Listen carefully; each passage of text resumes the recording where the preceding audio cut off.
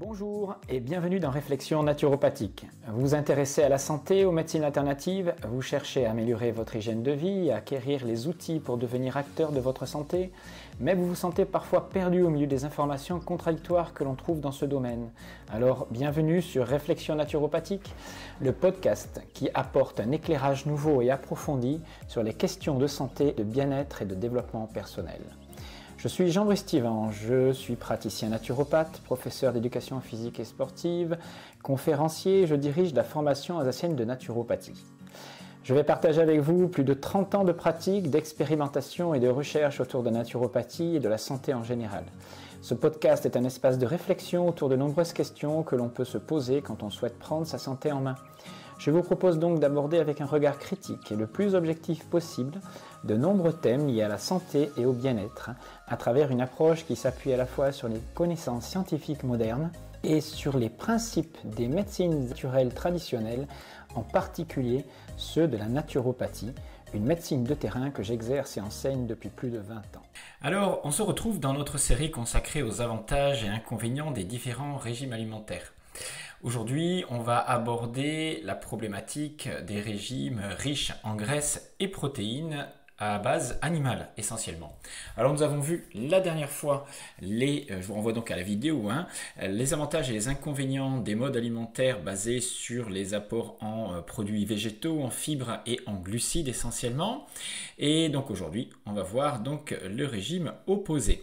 Je vous rappelle que si vous n'êtes toujours pas abonné et si vous voulez me soutenir, abonnez-vous. Alors avant de commencer, je vous rappelle les principes que j'ai développés dans la première vidéo de cette série. Aucun des régimes que je présente n'est meilleur qu'un autre, tout dépend de qui le met en place et dans quel but. Je vous rappelle que certaines personnes seront inadaptées à certains modes alimentaires. Du moins, ça produira plus de dégâts qu'autre chose. On va essayer simplement d'essayer de comprendre aujourd'hui quel est l'intérêt ou les avantages et les inconvénients des modes alimentaires basés sur les apports en protéines animales, en graisses animales et faibles en fibres et en glucides. Alors bien sûr que sur des durées de prise importantes, ce qui compte avant de choisir un mode alimentaire, les impacts sur le métabolisme ensuite, sur l'insuline ou d'autres hormones qui régulent l'appétit, la ghreline, la leptine, etc. Et puis bien étudier les risques de surcharge ou bien sûr de carence, avec les aspects inflammatoires peut-être au niveau intestinal, au niveau digestif, les répercussions de ce que vous mangez sur ces aspects-là. Voilà, tout ça doit être bien pris en compte et on va essayer de détailler tout ça donc avec les régimes basés donc sur les apports importants en graisses et protéines et faibles en sucre.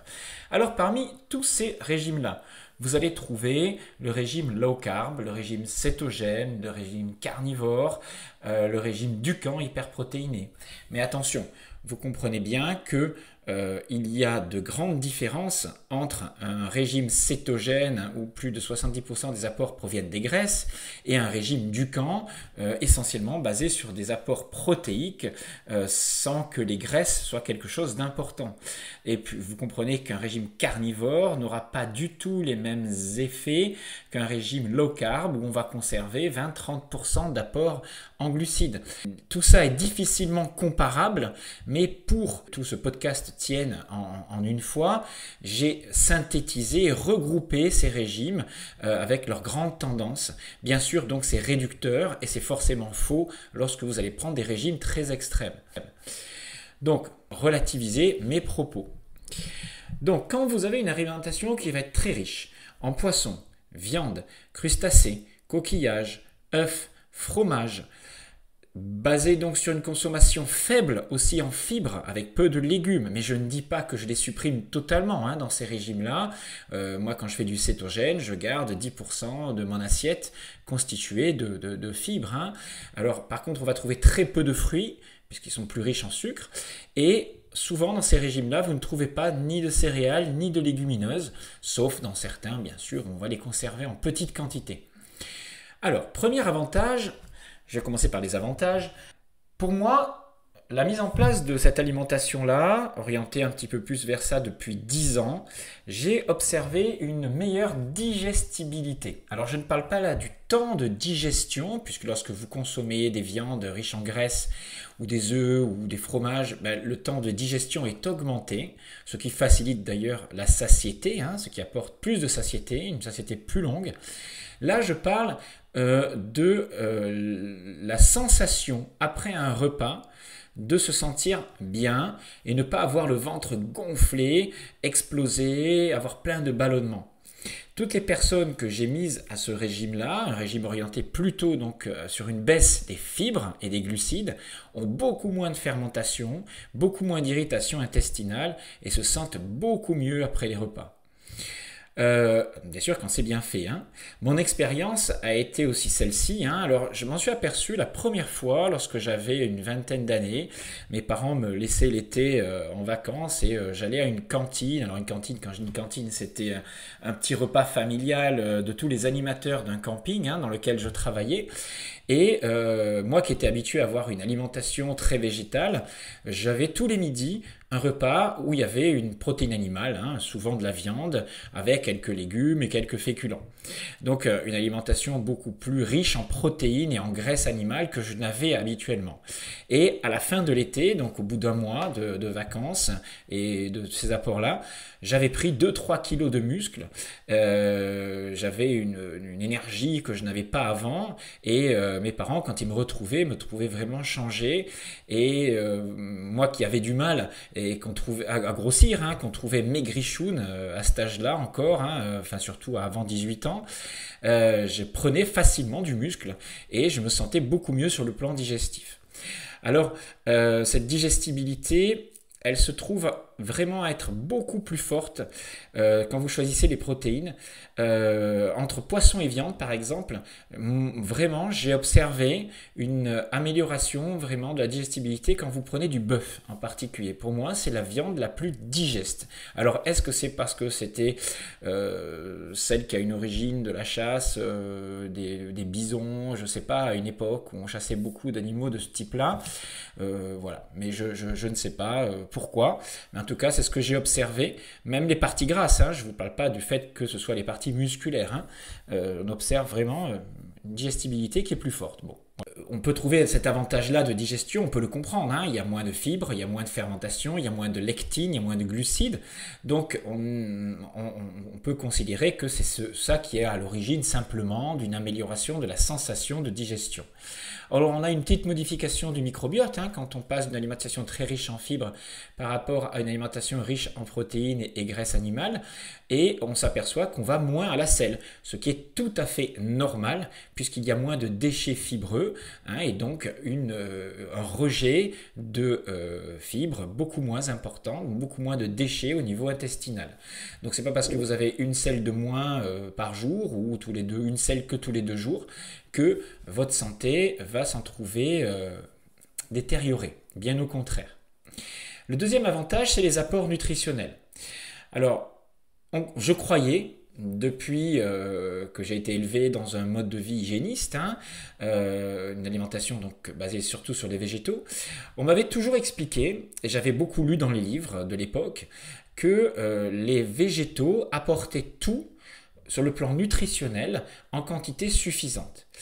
Or, quand on compare un morceau de viande, par exemple, à un légume X ou Y, ou une tomate avec un morceau de poisson, ou ce que vous voulez, et que vous comparez les apports nutritionnels. Je ne parle pas en macronutriments, je parle en micronutriments. Là. Je parle de choses comparables, c'est-à-dire que vous allez comparer la vitamine C, la vitamine D, les vitamines liposolubles, les minéraux, les vitamines, et vous allez vous apercevoir que pour 100 g de viande comparé à 100 g de tomate, alors je prends cet exemple-là parce que c'est celui de Jérémy de Vitali TV qui l'explique sur sa chaîne, et il suffit de prendre n'importe quelle application de type chronomètre, vous allez sur la nutrition.fr ou des choses comme ça, et vous allez bien comparer un plat de végétaux ou un légume en quantité égale par rapport à un morceau de viande ou de poisson, et vous allez vous apercevoir que les apports nutritionnels en micronutriments sont nettement en faveur des produits animaux.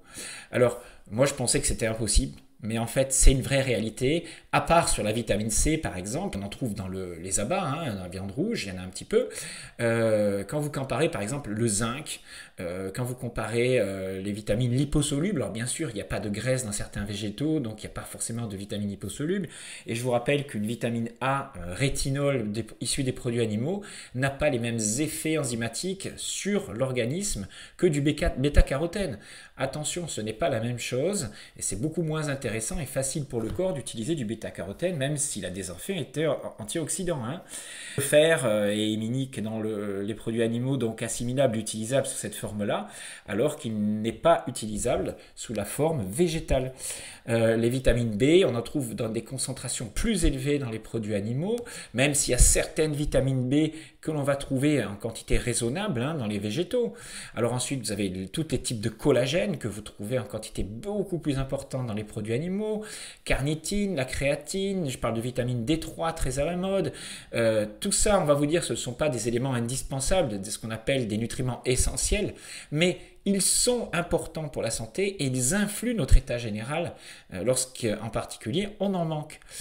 Donc, si ma croyance a été pendant longtemps que tous les produits végétaux contenaient tous les nutriments, oui, c'est la réalité, mais pas forcément en quantité suffisante et surtout pas sous une forme aussi assimilable et surtout utilisable, sous une forme utilisable, structurelle, que dans les produits animaux. Le résultat, c'est que lorsque, bien sûr, j'ai une alimentation qui s'est orientée vers plus de produits animaux, ma prise de densité musculaire a été plus importante, ma force, mon état nutritionnel, mon état de forme s'est amélioré. Mais je ne dis pas que certaines véganes ne s'en sortent pas très bien avec aucun produit animal. Il existe des cas particuliers de personnes qui s'en sortent très bien avec une alimentation sans aucun produit animal. C'est des cas particuliers pour moi. Ils sont, je ne pense pas en santé optimale, mais ils se sentent relativement bien. Alors, il faut aussi compter sur le pouvoir insoupçonné de transmutation des éléments dans notre corps. Et puis, c'est-à-dire que nous sommes capables, vous savez, par exemple, de fabriquer de la vitamine D à partir du soleil et des stérols de l'organisme, hein, à condition d'avoir suffisamment de cholestérol dans le corps et que vos reins et votre foie fonctionnent bien pour le transmuter hein, en vitamine D3 utilisable. Peut-être que nous avons des capacités de transmutation de certains éléments en d'autres pour combler nos carences. Et qu'il est peut-être plus facile d'être végétalien crudivore sous les tropiques par exemple qu'à Strasbourg ou dans ma Lorraine là en hiver. Hein.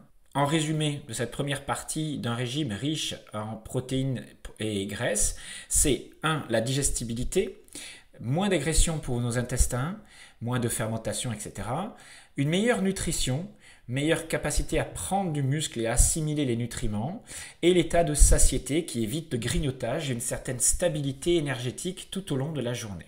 L'autre avantage, c'est le fait de consommer moins de glucides va entraîner moins de pics d'insuline et moins à terme de résistance à l'insuline. Alors attention, à condition de ne pas associer trop de glucides, parce que même dans les régimes riches en graisses, protéines, on peut faire l'erreur d'associer trop de glucides, de fruits par exemple, ou de légumes et de céréales, croyant que ce sont des bons aliments. Mais lorsque vous associez trop de glucides à trop de graisses, risquez de faire exploser votre résistance à l'insuline et d'aller vers des maladies métaboliques, diabète cardiovasculaire, stéatose hépatique, hypertension, etc. Mais dans un régime low carb bien fait, vous allez améliorer l'état métabolique de la plupart des personnes en diminuant leur résistance à l'insuline. C'est souvent une première étape avant d'aller vers des régimes plutôt de type cétogène, etc. Mais l'inconvénient, c'est que si on est sur des profils de personnes à tendance prise de poids, à tendance dilatée, à tendance à avoir de la résistance à l'insuline déjà depuis longtemps, des personnes donc qui vont stocker facilement, qui produisent facilement de la chaleur, qui ont souvent des grosses cuisses, un gros coffre, et puis un gène ApoE4, hein, qui est un gène qui métabolise très mal les graisses et les sucres associés, eh bien, vous imposez un type de régime alimentaire basé sur les graisses, donc riche en graisses, et même s'il n'y a pas trop d'apport en glucides, vous risquez, s'il y a trop de calories, d'amener des problématiques de maladies métaboliques. Cela représente 10% de la population à peu près en Europe. C'est une réalité et il faut en tenir compte. C'est pour ça qu'il est très difficile de voir certaines généralités. Donc n'oublions pas non plus que tous les acides gras que vous consommez sous forme de triglycérides, c'est une molécule de glycérol rattachée donc à 3 acides gras. Et cette molécule de glycérol, elle devient du sucre. Donc même lorsque vous avez une alimentation à 0 g de glucides, vous libérez toujours dans votre organisme du sucre, du glucose. Toujours même suffisamment pour vivre en état de carnivore, de cétogène strict. Et donc vous avez le minimum de glucose que votre corps est capable aussi de fabriquer, mais qui est libéré là sans que vous ayez besoin de le fabriquer normalement. Pour ces cas-là, sachez qu'il y a toujours un peu de sucre et que des apports trop riches en graisse et en protéines sur ce type d'individu-là est problématique. Mais c'est loin d'être la majorité des cas. Et quand on observe des cas cliniques de personnes qui avaient de l'obésité, du surpoids, des troubles cardiovasculaires et qui se mettent à du low carb, à une alimentation cétogène bien menée, vous avez des améliorations de leur état métabolique. Alors, vous trouvez des exemples de cela sur la chaîne Renata de Barcelos. Et puis, vous trouvez ça aussi sur des exemples de chaînes qui font la promotion, si vous voulez, du cétogène, comme Super Keto avec Camarata, Johan Camarata, ou je vous renvoie sur la chaîne de Cécile Crescendo Vita. Allez voir, ce sont des chaînes très intéressantes. Le problème maintenant des graisses saturées, parce qu'on va vous dire que si vous consommez trop de produits animaux, vous allez avoir des graisses saturées. Alors ces graisses saturées, elles ont été vilipendées dans les années 60, 70, 80 jusqu'aux années 2000, avant d'être un peu réhabilitées, en particulier le cholestérol, qui n'est pas une graisse saturée, qui est une molécule à part. Mais toutes les données de ces années-là sont basées sur des études subventionnées par l'industrie sucrière. Il suffit d'aller voir le film sur Arte, sur le cholestérol, sur les travaux d'Ansel Keys, qui est subventionné donc par cette industrie sucrière très très riche à l'époque. Il fallait trouver un responsable de l'explosion des maladies métaboliques aux États-Unis dans les années 60. Et pour cela, plutôt que d'accuser l'explosion de la consommation de glucides dans l'alimentation, on a trouvé comme, on va dire, bouc émissaire, le fameux cholestérol, les graisses saturées, alors qu'elles diminuaient dans la consommation de l'époque. Le problème de l'époque, c'était les graisses polyinsaturées trans, qui ont explosé pendant tout le siècle d'ailleurs, et puis les sucres qui ont explosé. Alors, je vous mets là sur le tableau, sur l'image, les dernières études en méta-analyse, c'est-à-dire les études les plus hautes au niveau scientifique, qui ont la validité scientifique la plus élevée. Ce sont des associations d'études de méta-analyse qui disculpent, si vous voulez, les graisses saturées dans leur association, leur implication dans l'augmentation des maladies cardiovasculaires, des AVC dans le monde. C'est-à-dire que ces études-là sont les plus récentes, on est en 2013 jusqu'à aujourd'hui, et elles montrent toutes que il n'y a aucun lien direct entre apport de graisses saturées dans l'alimentation et augmentation de risque de maladies cardiovasculaires. Dans le monde anglo-saxon, il y a beaucoup de travaux aujourd'hui sur les graisses saturées, le cholestérol, et on les disculpe aujourd'hui de bien des mots. Il explique bien que nous avons besoin de graisses saturées, nous avons besoin de cholestérol. Ce sont des molécules hyper importantes, en particulier dans la structure cellulaire, dans la fabrication des hormones stéroïdiennes. Et si l'on n'en apporte pas suffisamment, notre corps est obligé d'en extraire, d'en fabriquer à partir des acides gras polyinsaturés. Donc nous risquons d'être carencés en acides gras, oméga 3, oméga 6, à cause de ces apports insuffisants en graisses saturées. Je répète qu'une alimentation trop calorique, peu importe les apports de graisses, de protéines ou de glucides, posera des problèmes à des sujets fragiles, susceptibles de faire de la résistance à l'insuline et ayant ce gène ApoE4. L'autre argument qui n'est pas en faveur des régimes et peut poser des inconvénients sur les régimes riches en protéines et graisses, c'est l'argument de viande égale cancer. C'est le CIRC, l'Institut lutte contre le cancer, qui en 2015 a posé une étude et a dit voilà, il y a un risque d'augmentation du cancer colorectal lorsque vous consommez trop de viande. Alors, Quand on regarde exactement cette étude, on s'aperçoit déjà qu'il n'y a pas d'étude derrière. Ce n'est pas une étude, on va dire, une méta-analyse ou en double cohorte, etc. C'est juste une sorte d'enquête publique sur un nombre de personnes pas très important et pas sur une durée très importante. Et il conclut que le risque de cancer colorectal, alors ce n'est pas tous les cancers, hein, c'est uniquement le cancer colorectal, a un risque augmenté de 1,8%. Contre 2500% de risque d'avoir un cancer si vous consommez une cigarette. Donc en fait, ce risque d'augmentation de 1,8% est totalement insignifiant. D'autre part, dans cette étude, on ne vous dit pas de quelle viande il s'agit. Est-ce qu'il s'agit de viande industrielle, à qui on a donné des OGM, du maïs, etc. Ou est-ce que c'est une viande de pâturage? Est-ce que ce sont aussi des produits transformés? Est-ce que les gens, on a observé, ils ont consommé des saucisses transformées, des viandes réassociées? Et on ne vous dit pas si la viande elle est cuite ou elle est crue. On ne vous dit pas, enfin, on vous dit rien sur l'origine de la viande. Donc, si vous regardez bien toutes les études officielles, celles qui sont générées par des universités avec des travaux sérieux, vous ne trouverez pas de relation directe entre risque de pathologie cardiovasculaire ou de cancer digestif, etc. et consommation de viande. Il suffit d'ailleurs d'observer les peuples qui mangent régulièrement des produits animaux, des viandes comme les Inuits, les Maasai, d'autres peuples de chasseurs, même par exemple des culturistes qui dans les années 70-80 consommaient des quantités énormes de viande dans le monde du bodybuilding comme Arnold Schwarzenegger dans ces années-là, ils pouvaient consommer plus de 2 kilos de viande par jour. Eh bien, ces personnes-là, lorsqu'on a fait des études sur eux, n'avaient pas plus de risque de cancer digestif que la moyenne de la population normale. Même si en plus ils se bourraient de stéroïdes, donc ils ont eu des problèmes cardiaques liés à une hypertrophie du muscle cardiaque et les stéroïdes qu'ils prenaient, mais pas sur des cancers colorectaux. Or, c'est la population qui consomme le plus de viande, comme les Inuits, comme beaucoup d'autres peuplades, et ils n'avaient pas ce type de cancer-là. Donc attention aux raccourcis et aux croyances.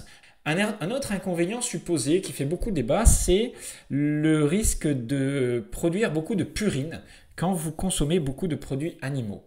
L'acide urique, l'urée, l'acide hippurique, vous risquez d'acidifier votre organisme, on vous dit. Alors attention, là on est sur un concept totalement, qui n'est pas du tout scientifique. Les viandes ne créent aucune acidification de vos tissus. Ils ne modifient absolument aucun pH dans votre organisme, que ce soit votre pH sanguin, que ce soit votre pH tissulaire, que ce soit votre pH cellulaire. Tout reste à l'identique, puisque vous avez des systèmes de compensation qui fonctionnent très très bien, comme le rein, le système de ventilation. Mais ce qu'il faut savoir, c'est que lorsque vous consommez des produits animaux, vous consommez en plus beaucoup de collagène, beaucoup de minéraux bien assimilables et vous avez un équilibre qui reste très correct. D'ailleurs, vous assimilez beaucoup plus de collagène qui permettent la structure minérale et évitent la décalcification ou des choses comme ça. Depuis plus de 10 ans que j'ai réintroduit beaucoup plus de produits animaux dans mon alimentation. Je continue de faire beaucoup d'exercices physiques. Je n'ai pas de tendinite. Je ne souffre pas d'inflammation articulaire, d'arthrose, de déminéralisation en quoi que ce soit. Je n'ai pas de perte de densité osseuse, bien au contraire. Je peux courir pieds nus 20 km sans avoir mal nulle part.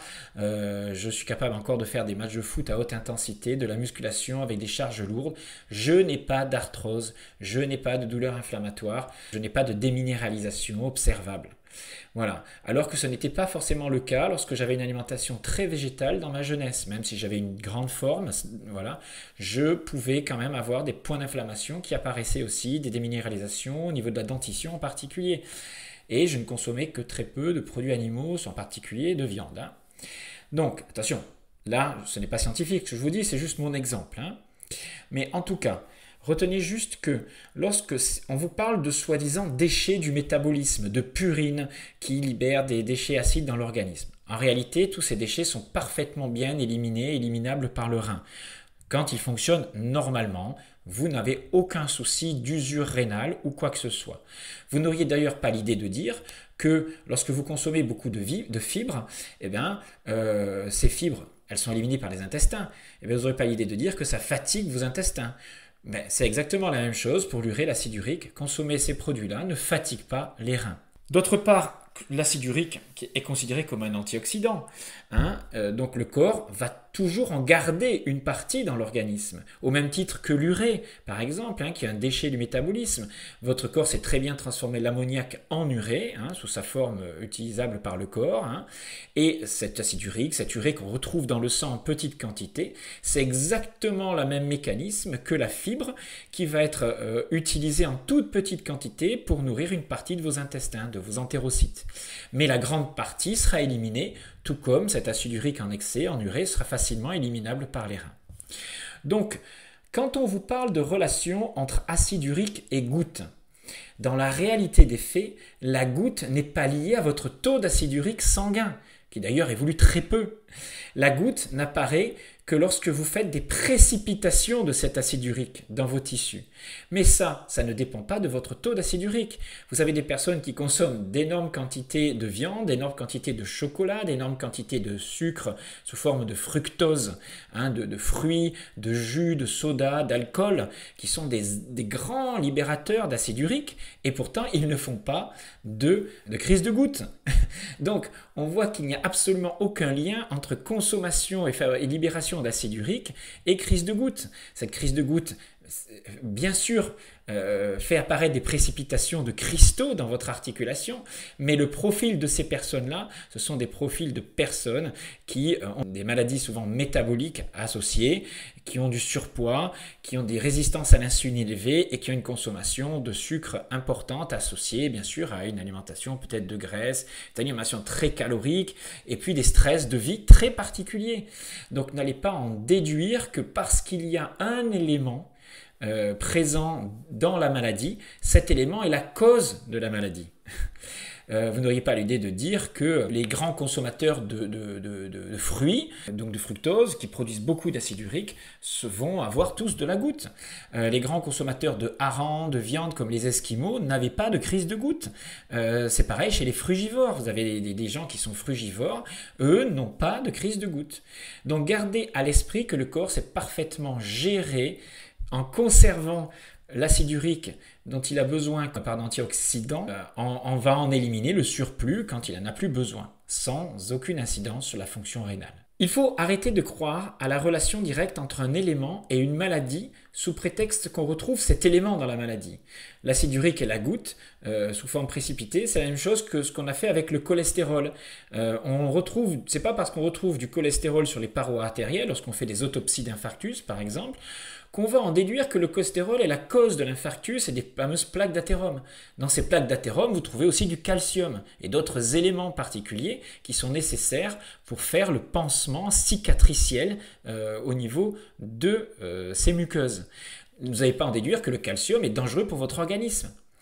Donc le cholestérol est une molécule importante, nécessaire à la cicatrisation des atteintes des muqueuses artérielles. C'est en fait utilisé comme pansement cicatriciel, mais il n'est absolument pas la cause de l'infarctus, comme on a pu le dire pendant des années. Alors heureusement, le cholestérol est réhabilité aujourd'hui.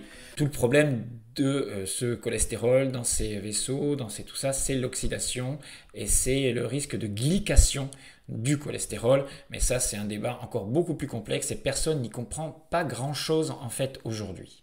L'inconvénient des régimes basés sur les produits animaux, ils existent quand même. En particulier si les apports caloriques sont beaucoup trop importants pour certaines personnes qui ont déjà de la résistance à l'insuline. Ça, je l'ai déjà dit.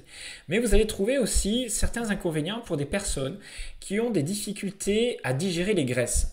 Certaines personnes digèrent très facilement les graisses, même les graisses saturées ou polyinsaturées. Ils ont une bonne vésicule biliaire, un foie qui travaille très bien, un pancréas qui libère beaucoup d'enzymes capables de digérer ces graisses. Il n'y a aucun souci. Mais vous avez des personnes qui ont une faible capacité digestive et qui se lancent par exemple dans du cétogène, du carnivore même, mais c'est surtout le cétogène où il y a beaucoup de graisse et ils n'arrivent pas à digérer ces graisses en trop grande quantité. Ça s'apprend, c'est-à-dire que moi j'ai appris à digérer un peu plus de graisse que je ne le faisais avant. Au début c'était un petit peu indigeste et puis progressivement on y arrive très très bien. Mais certains, peut-être n'y arriveront pas. Une autre erreur, c'est de consommer trop de protéines. Lorsque vous êtes par exemple à régime cétogène, vous pouvez consommer trop de protéines qui peuvent libérer trop de sucre. Par la néoglucogénèse, les protéines sont capables de libérer beaucoup trop de sucre. Et je pense qu'on est tenté de consommer peut-être trop de protéines animales. ou végétales, alors c'est pas le problème, hein. Là c'est trop de protéines animales en l'occurrence, et on vous dit d'en consommer 1 à 1,2 g par jour par kilo de poids de corps. On peut s'en sortir très bien à 0,8 ou 0,7 g, je l'ai déjà dit récemment. C'est un petit tour, on va dire, très rapide des avantages et inconvénients des deux grandes tendances alimentaires qui s'opposent aujourd'hui, avec, on va dire, tout le monde de l'hygiénisme et de la naturopathie qui oriente vers le végétalisme, les basses calories, les glucides et plutôt la tendance crudivore fibreuse dans l'alimentation. La tendance plus moderne aujourd'hui, un des régimes plus récents qui réhabilite la dominante animale, riche en graisse, en protéines, sans limitation calorique, si c'est bien fait, et qu'on retrouve plutôt dans le monde anglo-saxon, dans le monde scientifique, qui réhabilite notre alimentation de type plutôt ancestral. Donc j'espère que vous y voyez un petit peu plus clair dans les avantages et les inconvénients de ces différents modes alimentaires. Bien sûr, ça mériterait des démonstrations, mais là il faut beaucoup plus d'heures et c'est ce que je fais en formation. Je vous invite d'ailleurs à consulter, si vous voulez aller plus loin, les formations que nous vendons à la carte, individuellement, à tout le monde. Elles sont à la portée de tous sur le site alsacenaturo.com ou directement en me contactant sur jbnaturo@orange.fr. Dans la troisième partie, je vous expliquerai ce que moi j'ai mis en place à la suite de, on va dire sur le plan alimentaire, à la suite de ces 35 années de recherche, d'expérimentation, ce qui me convient le mieux aujourd'hui, sans vouloir vous imposer de dogme, bien sûr, puisque c'est mon choix alimentaire, et je vous expliquerai pourquoi j'en suis arrivé là.